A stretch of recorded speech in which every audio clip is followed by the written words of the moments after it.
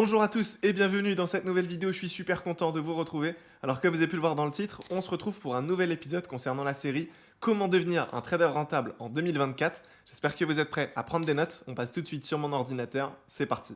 Alors en ce qui concerne la vidéo du jour, on va s'intéresser au terme shosh qui est présent sur les marchés financiers. C'est peut-être un terme que vous avez déjà entendu. Donc l'idée pour moi à travers cette vidéo, ça va être de vous expliquer concrètement comment identifier un shosh et surtout en quoi cela consiste. Donc je vous ai donné deux exemples. On est ici dans une tendance haussière et ici on est dans une tendance baissière. Comme ça on aura vraiment les deux scénarios.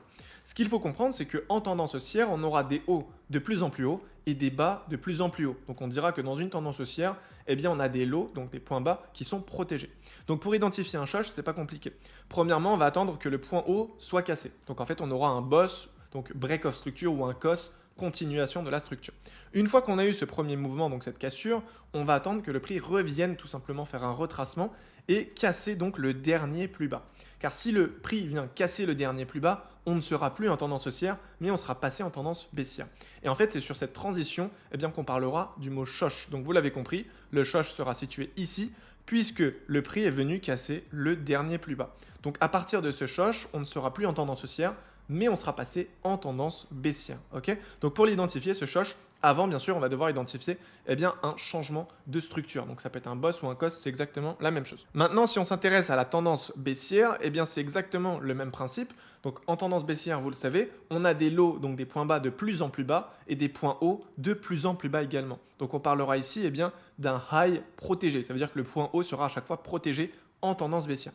Donc premièrement, qu'est-ce qu'on fait? On attend la cassure du dernier point bas. Donc ici, on peut voir qu'on a eu la cassure, c'est parfait. Donc on parlera d'un boss, break de la structure ou d'un cos, continuation de la structure.